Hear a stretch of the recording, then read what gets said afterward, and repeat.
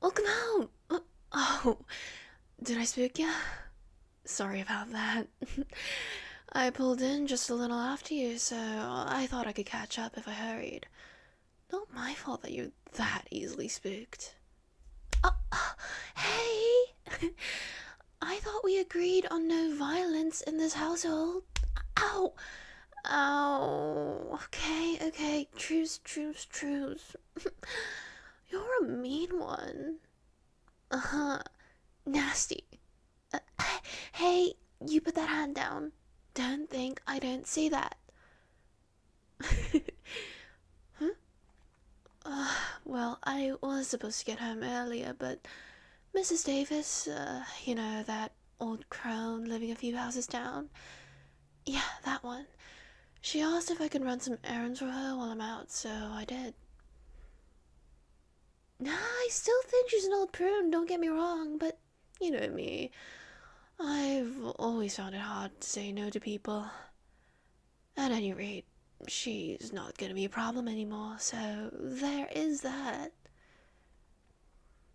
Yeah, she mentioned something about moving up north with her daughter. Winter's been getting a bit much for her these days. She never told you that? Huh, that's odd. She's been talking my ear off this entire afternoon.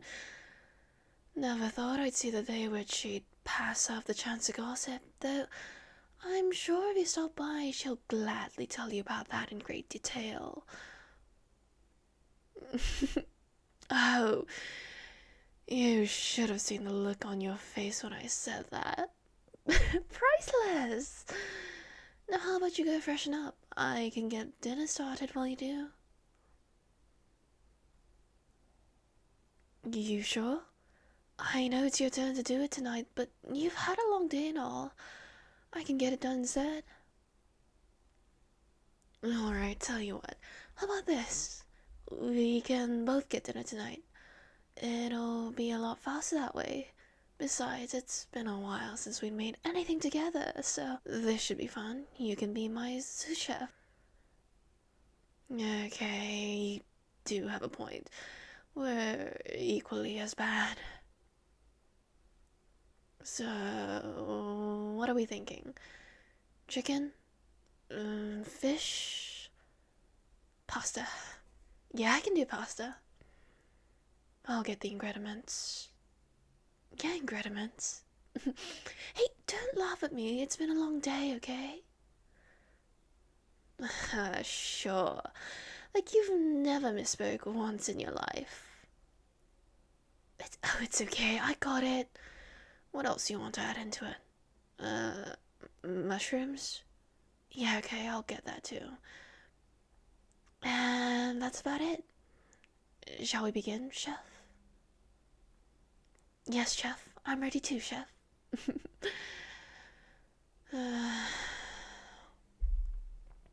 So, how did your talk with Margaret go? We still on for Saturday? Yeah, that makes sense. Sort of figured that you wouldn't be able to get away considering how work's been so hectic for you lately. Hey, it's okay, don't sweat it, babe. We can always reschedule or work around it.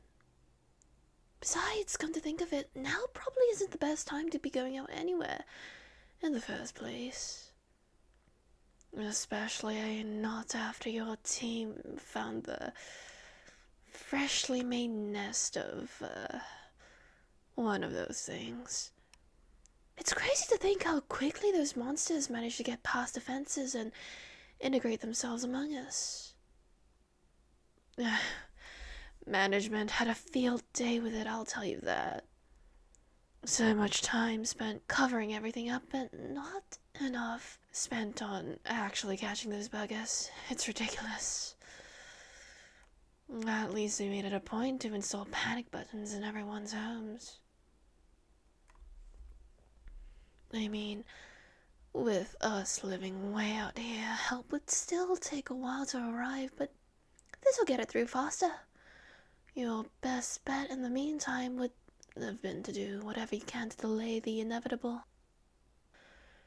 which is why you were so keen on continuing this little charade of ours, isn't it? Hoping that I wouldn't catch on to your attempt to signal for help if you just pretended to be unaware. You can't out-pretend the pretender, baby. You should have learned that by now. I hate to dash your hopes, but reinforcement isn't coming. The panic button in our home has been long since tampered with after all. Oh, and I wouldn't bother screaming either. You'll just attract the others, and I think I'd like to keep this neighborhood to myself for a while. Thank you very much.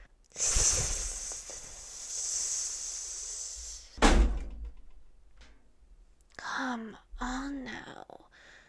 Don't run from me, sweetheart. You had zero problems cozying up to me just a while earlier.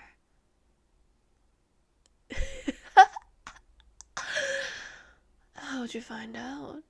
I was so sure that I've got all her mannerisms down after going through the trouble of shadowing her for 2 whole months. Was it the late return? The Mrs. Davis cover story? I see. Oh, and the mushrooms were a test. Of course that would catch me out. The one thing that would catch me out would be the damn mushrooms. I'll be damned. Guess I should have watched her closer, huh? The devil's always in the details, after all. What do you think happened to her? The same thing that happened to all your neighbors, of course. I ate her. It's a quiet neighborhood, and you often don't return home until late in the night. Makes it easier to pick them all off one by one in preparation for the arrival of my brothers and sisters. Now, it was tricky at first, rotating between them to keep up the facade, between the multiple shapes of others to keep up appearances that this area was safe. But hey, the chance to get close to a researcher like yourself with secrets to die for doesn't come often. You're really asking why I kept you alive after all this time? You're right. I could have always killed you, taken your shape, and attempt to infiltrate your workplace for information a long time ago. I could even do it now. Just tighten my grip ever so slightly and rip you in two, but I don't want to. When I ate your darling, I saw what she saw, felt what she felt, her regrets, her dreams, her passion, her memories, all of it. Most importantly, I saw you. You were a part of each one of her most vibrant memories.